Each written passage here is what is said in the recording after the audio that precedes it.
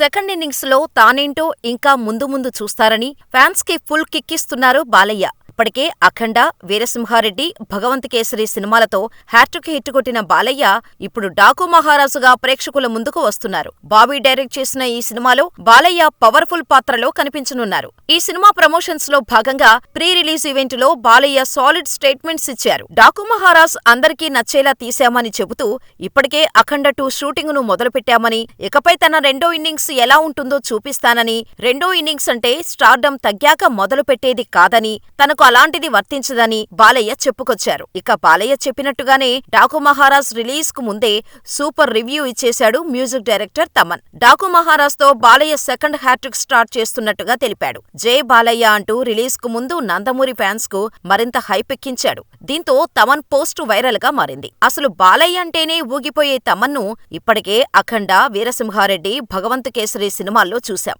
ఇప్పుడు డాకు మహారాజ్ కూడా థియేటర్ బాక్సులు బద్దలు చేయటం గ్యారంటీ అనే స్కోర్ ఇచ్చాడు. బాలయ్య మాస్ తాండవానికి తమన్ ఎలివేషన్ పీక్స్ లో ఉంటుందని చెప్పటంలో ఎలాంటి డౌట్స్ అక్కర్లేదు. ప్రజ్ఞా జైస్వాల్, శ్రద్ధా శ్రీనాథ్, ఊర్వశి రౌటేలా, చాందినీ చౌదరి కీలక పాత్రల్లో నటించిన ఈ సినిమా జనవరి 12న గ్రాండ్ గా రిలీజ్ కానుంది. మరి డాకు మహారాజ్ ఎలా ఉంటుందో చూడాలి.